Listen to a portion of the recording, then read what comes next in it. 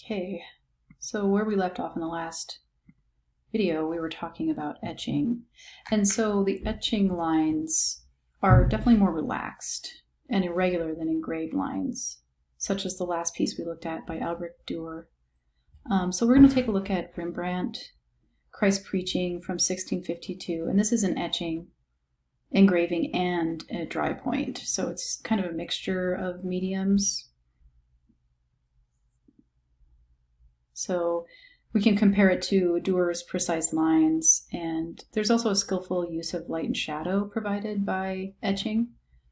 So here it is, Rembrandt's Christ Preaching, 1652. So he's using etching, engraving, and dry point in a plate that's actually fairly small, 6 by 8 inches basically. So in Christ Preaching, Rembrandt's etched lines are actually quite relaxed. They're not very precise. So it shows a wide range of values that are created through hatching. So you can see some of the hatching that has been done. He's layering the lines, going in different directions, using some contour hatching in certain areas, some cross hatching in certain areas. And that's how he creates. The darker areas have more lines stacked up. And that's how he creates his value in this piece, the different values. So from dark to light. So skillful use of light and shadow draw attention to the figure of Christ and gives clarity to and interest to the whole image. So he really is kind of, the use of light and shadow are helping to highlight Christ. So he kind of has a lot of dark around him, but he's very light. So it kind of helps him to pop out. And Rembrandt helped to identify Jesus as the key figure by setting him above a lighter area. And also there's a light vertical band above him, so we can see this here. And there are also implied lines coming from the sight lines of his listeners. So a lot of these people, maybe they aren't looking at him, but some of them are. He has his face kind of turned towards him. This person seems to be, they seem to be looking in his direction, a lot of them. And so we get some implied lines coming from his listeners. And his hands are also in a position that helps draw attention to him as a prominent figure in this piece. So etching yields lines, but there is a way to create shaded areas in a different technique that we'll talk about next, which is Aquatint.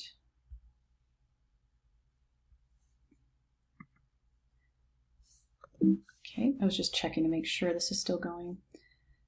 So Aquatint is an etching process used to obtain gray areas in black and white or colored prints. The artist uses a fine sprinkle of acid-resistant powder over parts of the plate where the gray tone is desired. When the plate is bathed in acid, the exposed areas between the powder particles are eaten away to produce a rough surface capable of holding ink. Values thus produced can vary from lighter to darker, and it all depends on how long the plate is in the acid and how thick the powder was actually laid down. So it's kind of hard to understand, but basically you put a powder on the plate, and however thick you put it on there, and then you put it in acid, and that, how long you keep it in the acid and how thickly you lay the powder down will kind of determine how dense the ink is on the plate when you lay it on the plate. And you'll get different varying degrees of gray or value from that. So Mary Cassatt, we'll take a look at her piece, The Letter, from 1891. It's dry point Aquatint printed in color from 3 plates. So she used, a combination of different things here. And it's from 1891. So it's kind of a domestic scene that Mary Cassatt's very famous for. Usually she has women in her pieces doing kind of an everyday task, such as writing a letter. So she's an American artist, Mary Cassatt is, and she combined intaglio techniques in her work, The Letter, and she made the color areas with the aquatint. So she scratched the lines in the surface of the plate with the dry point to create the lines. And then she used 3 plates, one for each color. And she laid the powder down on those colored plates and then put those in acid, created a rough surface for the ink to flow into. And then for like the blue, she put the blue ink on where the powder had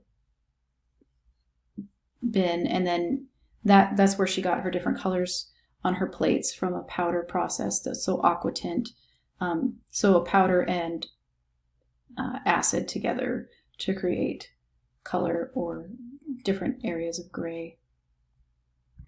So lithography, we'll talk about that. So far we have covered, relief and intaglio methods, but next we're going to talk about lithography. Lithography requires no cutting of a matrix. Thus, lithography is a surface-related printing process. It's definitely a faster and more flexible method. So in this process, the artist draws an image directly onto the surface of a stone or plate, which makes lithography faster and somewhat more spontaneous than other methods. It's basically just like drawing, and then you're able to reproduce that really loose drawing that you do on a stone or plate.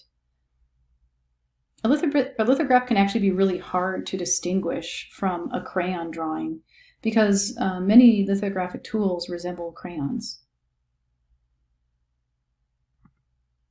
So using litho crowns or litho pencils or a greasy liquid called touche, the artist draws the image on a flat, fine-grained Bavarian limestone or a metal surface that duplicates the same surfaces of the Bavarian limestone. After the image is complete, so after they're done drawing, the stone is chemically treated with gum arabic and a small amount of acid to fix the drawing onto the stone. So the ink gets fixed on there. And then the surface is dampened with water and then inked. And so the oil-based ink is repelled by the water in the blank areas, so in here. And the ink will adhere to the greasy crayon that was laid down before. When the surface is covered with paper and run through a press, the ink is transferred to the paper. So basically you draw with a crayon, and then you fix that with a fixative, and then you put water on it and ink, and then all the ink, you can wipe all this off and the ink will stick on the crayon. And then you put the paper down, press it down with what looks like a squeegee type thing here, and then you have your print on your paper after that. So the nice thing about lithographic process is the stones and plates can actually be washed and reused, unlike a lot of the other processes we've looked at. So it was perfected in the early 19th century, and it soon had a major impact on society because prints could be produced quickly and easily. Before the development of modern photographic printing presses, lithographs provided the illustrations for all the newspapers, the posters, and handbills, a lot of them. I mean, besides the other printing processes such as woodcut or woodblock or lino cut or wood engraving or etching, dry point, those kinds of things. But lithography was a main one in early 19th century. So that's the early 1800s. So we'll take a look at Henri Dumer, one of the first lithographic artists out there, Rue Transnonian, April 15th, 1834. So it really captures this event of a militia killing many innocent family tenants in an apartment. And it was actually published in the newspaper the day after the event. Let me check and make sure this is still working. Okay, and it seems to be working better than it was. So let's make this a little bit bigger. So take a look at this piece. Rue Transnonian, April 15th, 1834 is the date, or is the title of the piece, and it was done in 1834, the day after the event. And it's a lithographic print.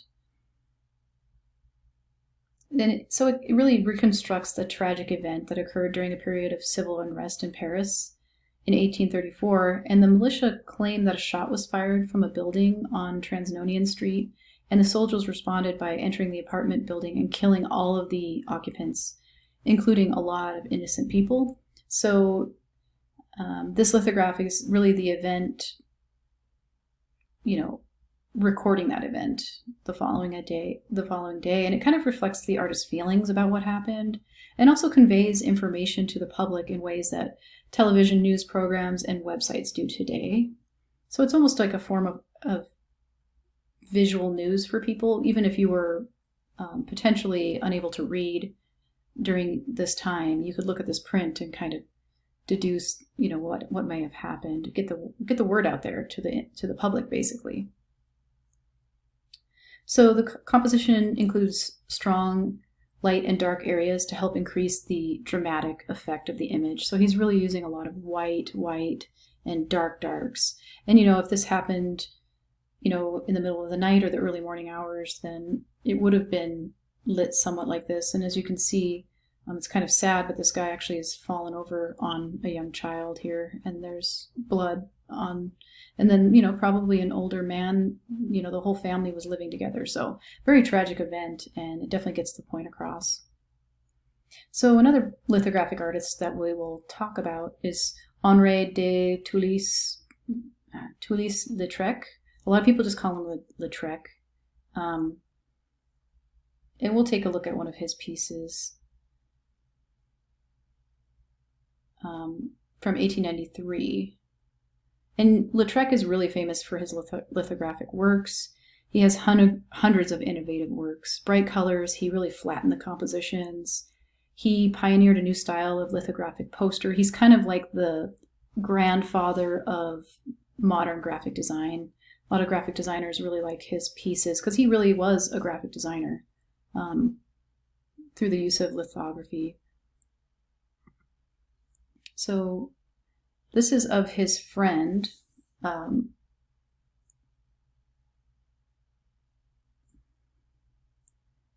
His name is Aristide Bruant. 1893 lithograph. So the freedom and directness of the technique made it ideal for Latrik's spontaneous and witty approach to subjects. So in the space of about 10 years, Latrik created hundreds of posters that advertised everything from nightclub acts to bicycles, and he used bright colors and flattened modern compositions that influenced graphic designers for decades to come. And he had a long-lasting friendship with the cabaret singer Aristide Bruant, who is pictured in this piece. And we see the artist's creative use of the lithographic medium. So he used crayons of various widths and lines and the touche for the solid dark areas. And then he created white patches at the right by dropping melted wax on the stone right here before he inked. And that kept the ink away from that part, obviously. And the speckles were created by splattering the bristles of an ink-laden brush. So there are some speckles here throughout kind of the piece. So he's really creating a very spontaneous piece here. And lithographic medium really does lend to that spontaneity too.